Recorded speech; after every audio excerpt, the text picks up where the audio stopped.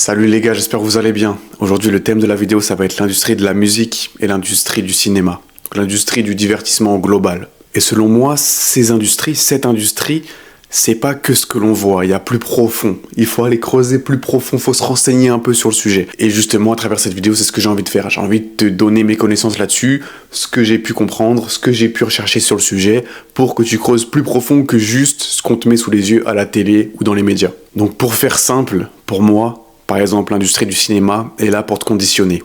Il y a plein de messages cachés, plein de messages subliminaux dans les films qui paraissent anodins. Tu te dis « Oh mais c'est un film !» C'est qu'un film. Mais plus tu regardes des films hollywoodiens en l'occurrence, à grosse production américaine, plus ça peut conditionner ton cerveau parce que les comportements vont être normalisés. Faut savoir que sur le plan neurologique, ton cerveau ne sait pas faire la différence entre un événement que tu as vraiment vécu ou un événement que tu vois de façon virtuelle. Donc si par exemple tu fais que regarder des films très négatifs, ton cerveau pour lui il va associer ça à une vie négative. Ça paraît bête, ça paraît être un raccourci, mais c'est la réalité sur le plan neurologique. Sur le plan de ton cerveau, c'est la même chose, plus ou moins. C'est-à-dire qu'il aura du mal à faire la différence. Et c'est là justement où cette industrie du divertissement global a un pouvoir énorme. Parce que si tu veux, ce qu'on regarde et ce qu'on écoute influence grandement nos pensées. Et après, nos pensées, nos opinions vont influencer nos actions. C'est un cercle au final. C'est logique et c'est tout simplement humain, c'est comme ça que les humains fonctionnent. Et le pouvoir du cinéma, c'est que c'est des images très fortes et on se souvient des films qu'on a regardés. On se souvient des scènes très fortes, on se souvient des personnages, on se souvient de plein de choses qui vont rester gravées en nous. Si je veux, pour les productions, selon moi, c'est vraiment un moyen de conditionner petit à petit la masse à accepter des comportements. Avant la période 2020 avec le CO, tu m'as compris, il y a eu plein de films qui ont anticipé ce genre de crise dans la société. Il y a eu plein de films qui ont relaté, où l'histoire principale, c'était très similaire à ce qu'on a vécu il y a 3-4 ans. Je vais pas dire les termes parce qu'on est sur YouTube, tu m'as compris. Donc, c'est un exemple parlant, tu vois. C'est quelque chose qui va habituer la masse, habituer le peuple à une réalité qui n'est pas encore réelle, mais qui va le devenir. C'est-à-dire que, du coup, quand ça va devenir réalité, justement, quand ça va vraiment se manifester dans la vie réelle, tu auras plus tendance à accepter ces mêmes dérives ou ces mêmes changements énormes dans la société, parce que tu les as déjà vus ailleurs. C'est de la fiction, bien sûr, c'était de la fiction, mais tu les as quand même déjà vus. Donc pour ton cerveau, c'est pas aussi brutal que si c'était la première fois que tu voyais ça. Donc c'est vraiment pour moi la force du cinéma, en l'occurrence les films et aussi des séries maintenant qui ont une place énorme dans cette industrie, c'est que tu peux mettre des messages subliminaux pour que la masse, bien sûr inconsciemment, change petit à petit. Et ça se fait pas en 2 ans, 3 ans, bien sûr, c'est avec l'accumulation, si tu veux. C'est avec l'accumulation des films, l'accumulation des comportements en société qui vont aussi être modifiés au fur et à mesure. Dans la majorité des films à grosse production, on va te vendre une vie capitaliste, une vie où le plaisir est roi et où la spiritualité est quasiment en néant. On te parle très rarement de sujets profonds. En tout cas, c'est pas les films qui sont mis en avant, si tu veux. Les films qui sont mis en avant, c'est des films où le plaisir est roi, encore une fois, où la distraction est reine, et on te vend du rêve. On te vend du rêve pendant que toi, tu consommes ça, t'as une vie de merde, et t'es au final satisfait par ta vie, parce que t'es distrait par ces mêmes films, par cette industrie du divertissement. Voilà, elle porte bien son nom. Elle est là pour te divertir, pour que, il y a ton film préféré qui sort bientôt, que tu sois trop content, alors qu'en vrai, si tu prends du recul, ta vie, elle est pas au max. Ta vie, tu devrais te focus plus sur ta vie que sur être distrait par des choses qui sont là, selon moi, encore une fois, pour te perdre et pour te rendre moyen. Les films vont normaliser plein de comportements, comme par exemple l'adultère, est normalisé depuis des décennies dans les films américains, même aussi les films français. C'est normalisé, il y a plein d'histoires de tromperie, et c'est même glorifié dans certains films. La trame principale du film tourne autour d'une tromperie. Ça, c'est vraiment un exemple parlant. Il y a des films super connus sur le sujet. Par exemple, The Notebook, c'est super connu.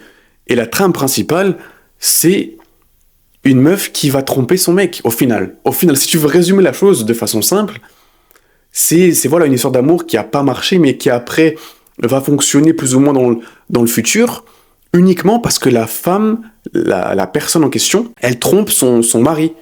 Donc, encore une fois, c'est là pour normaliser plein de comportements. C'est là pour aussi, quand tu as un événement sociétal qui arrive, tu sois habitué, Parce que tu l'as déjà vu dans la fiction. C'est ce qu'on appelle dans le milieu la programmation prédictive. Comme je te l'ai dit, un même événement brutal ne le sera pas aussi si tu l'as déjà expérimenté dans le fictif. Parce que ton cerveau aura du mal à faire la différence et il se dit « Oh ok, j'ai déjà vu ça dans un film, dans une série, donc c'est ok. C'est pas si brutal, c'est pas si choquant. » Donc pour moi, vraiment, le monde du cinéma, c'est quelque chose dont il faut se méfier. Il faut prendre conscience que tu es programmé, que tu le veuilles ou non. Quand tu regardes un film, tu es programmé. Donc autant être éveillé sur le sujet, autant être conscient que tu es programmé. Comme ça, tu pourras au moins faire preuve d'un peu de lucidité. Et maintenant, pour l'industrie de la musique, c'est du pareil au même. C'est du pareil au même, mais c'est pour moi encore plus puissant parce qu'on consomme plus de musique, en général, que le regard de film. Voilà, la musique, tu peux l'écouter à n'importe quel moment de la journée, voilà, dans les transports, dans la voiture, chez toi, en prenant la douche, peu importe. On écoute plus de musique qu'on regarde de film parce que c'est pas du tout le même produit. Voilà, une musique, un son, c'est 3 minutes, donc bref, tu m'as compris. Et c'est d'autant plus dangereux ici, et il faut d'autant plus s'en méfier. Pourquoi ? Parce que il y a des paroles et des refrains qui restent dans ta tête. Et on peut le voir, voilà, si t'es un peu lucide, que tu aimes bien la musique, t'es passionné de musique, par exemple, moi j'aime beaucoup la musique, et si tu remontes un peu de l'histoire, les paroles avant n'étaient pas aussi perverties que maintenant. Il y en avait, bien sûr, avec des textes très simplets, voilà, ça a toujours existé. Mais maintenant, on peut voir une concentration, si tu veux, dans le haut du classement des top titres mondiaux, une concentration de paroles complètement sexualisées, de paroles sans sens, sans réflexion, sans profondeur.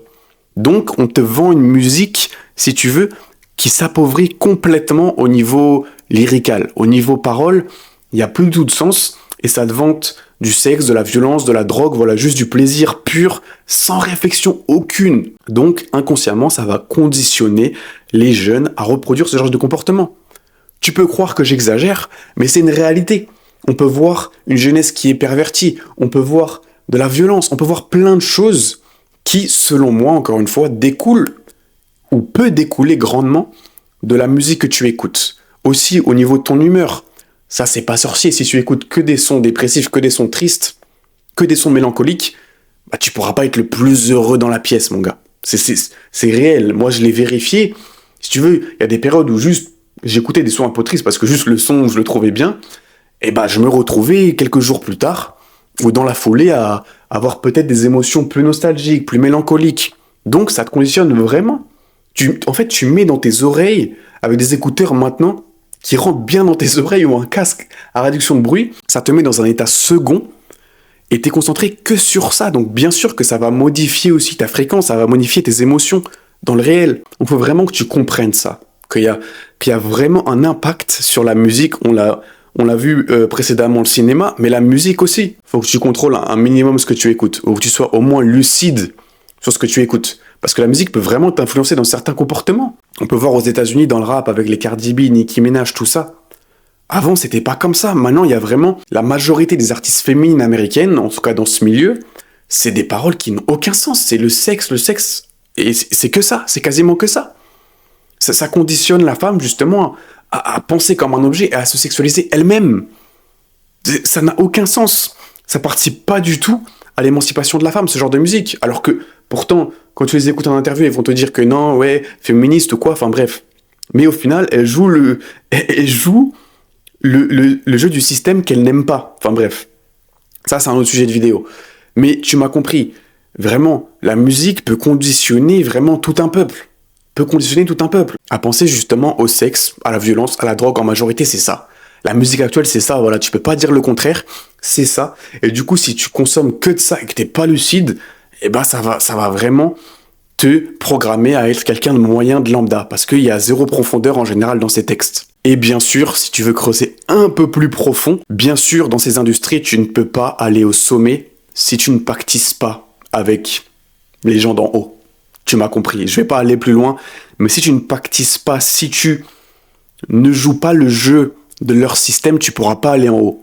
Ça n'existe pas quelqu'un là qui marche dans la rue, qui chante et d'un coup il se retrouve sur MTV et d'un coup il se retrouve à gagner des trophées. Ça n'a pas de sens, ça marche pas comme ça. Tu commences ta carrière, tu as un peu de talent, ils te repèrent, et après tu montes parce que voilà, tu t'as accepté de jouer le jeu du système. Après tu mets des robes, après si t'es un mec tu mets du maquillage, tu mets du vernis. Tu m'as compris. Tu as été choisi pour autre chose que ta musique. Tu as été choisi. Pourquoi? Parce que les célébrités, notamment dans la musique, dans le cinéma, c'est des porte-parole du système. C'est les meilleurs exemples parce que les gens les idolâtrent, malheureusement. Les gens les idolâtrent et les voient comme limite des dieux. Hein. C'est sacrilège de dire ça, mais il y a des gens qui les voient comme des tout-puissants. Il y a des gens qui les voient comme des tout-puissants, donc ils vont reproduire les comportements que ces mêmes artistes font. Et c'est là où c'est dangereux. C'est là où ces industries sont dangereuses. Le cinéma et la musique, ils ont un contrôle énorme et il faut en parler. C'est pour ça que je fais cette vidéo, parce que moi, c'est un thème que je trouve intéressant et qui ne disparaîtra jamais. La musique, le cinéma ne disparaîtront jamais. Elles seront modifiées maintenant avec les plateformes de streaming, tout ça, mais au final, ça ne fait que prendre plus de valeur dans nos vies. Donc mon gars, faut vraiment prendre du recul là-dessus. Moi, ma vidéo, elle est faite pour ça. Elle est faite pour ça. J'ai essayé de nuancer au mieux, d'expliquer au mieux mon propos sur justement les dangers potentiels de l'industrie du cinéma et l'industrie de la musique. Parce que c'est pas tout beau tout rose. Là, je peux pas tout dire dans une vidéo YouTube, mais c'est pas tout beau tout rose. C'est pas tout beau tout rose. Il se passe des dingueries, il se passe des choses très très sombres dans ce genre de milieu.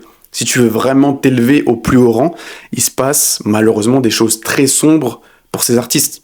Des artistes qui de base sont purs, veulent juste performer, mais après, plus ils prennent en grade, plus ils prennent en popularité, tu vois qu'ils se mettent à faire des choses bizarres. Et il y a plein d'exemples sur le sujet, dans le cinéma, ou surtout, je trouve là-dessus, pour le coup, surtout dans le monde de la musique.